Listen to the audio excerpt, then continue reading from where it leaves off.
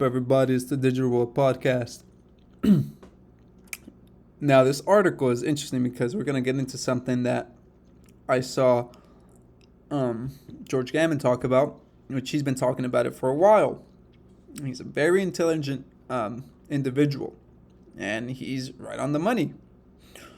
But let's get into this article, and then I'll show you guys what I'm talking about. Experts are warning that empty shelves and food shortages are going to continue for many weeks to come. And, people are expecting a return to normal. Let's say that, all these variants keep coming, but they're much milder and become like the seasonal flu, right? Well, that doesn't account for all the damage that's already been done with the supply chains, with, a lot of the economy. Well, I definitely can make an argument that the economy was already in shambles before, hence, the repo market in October of 2019. There was already a crisis at hand prior to this whole thing. So, whether we can debate that the crisis was already here prior to the sickness is debatable, right? But what we're seeing are empty shelves and food shortages. And people are really starting to take note.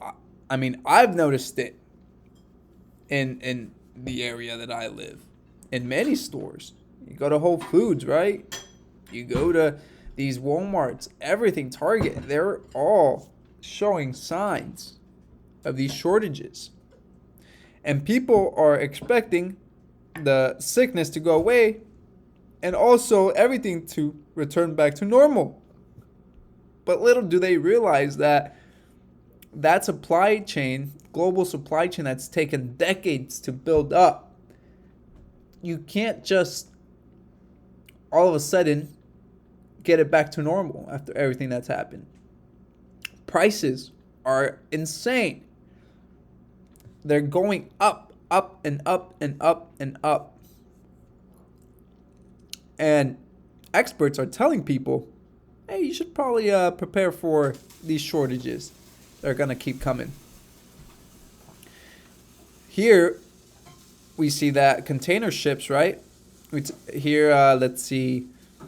Shay Mayer, CEO of this produce company, which ships or grows onions, watermelons, asparagus along the border of Idaho and Oregon, said he'd have to hold off shipping onions until retail distributors, the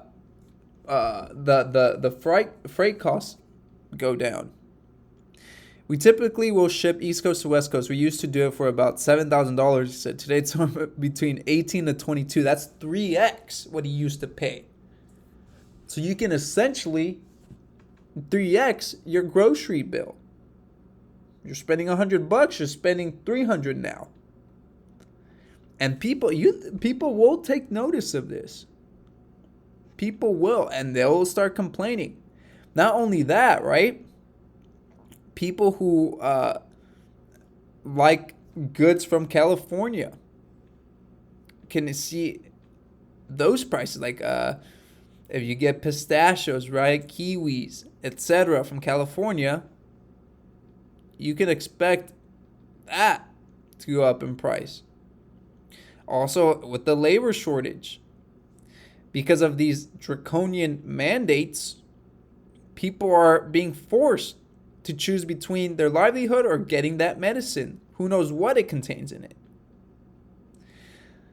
That all leads to what George Gammon's been talking about for quite a while, and that's price controls. And if you know anything about price controls is something that's, well, it was implemented in the 70s. And what you saw was it was a means of getting prices under control. But when you do that, there's no competition anymore. There's no price signals because everything's been halted. And what inevitably happens is you create shortages from price controls because people are like, well, why am I going to keep producing if everything's the same price and, and we're eating all the losses in a sense, or there's not as much profit. So there's many things that come with price controls, and shortages is one of them. And leading into these price controls, we already have shortages. So if you create or if you implement price controls, you're going to inevitably create worse shortages. Here is a video that he posted. Several thousand years of it. Hello, I'm Steve Forbes, and this is What's Ahead, where you get the insights you need to better navigate these turbulent times. To avoid blame for rising prices, President Biden and his team are faulting greedy businesses, primarily meat processors, oil and gas producers, and pharmaceutical companies. There is growing talk that if inflation doesn't ease soon, the White House may impose, and I quote, temporary, unquote, price controls on voter-sensitive products like beef, chicken, gasoline, heating oil, and various prescription drugs. This would be disastrous.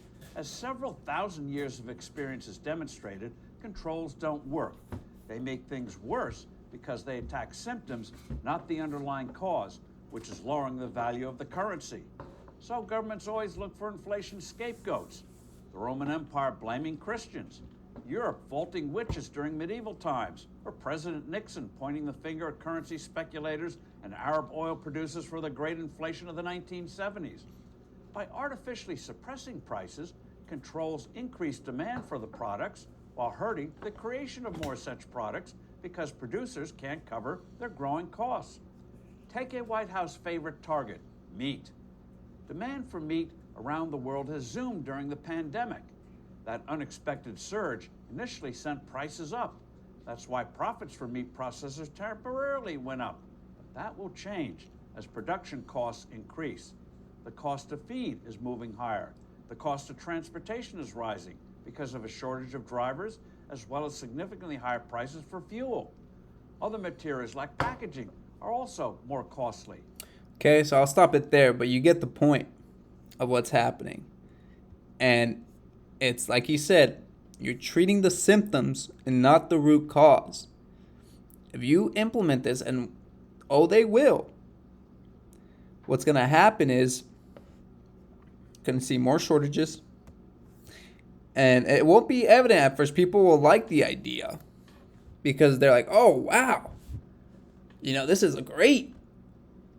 And all of a sudden, they'll start noticing, whoa, we got more shortages. What's going on? And then it's going to snowball.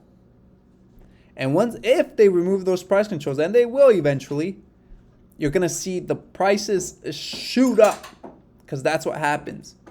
Because supply and demand, the laws of economics, still at play.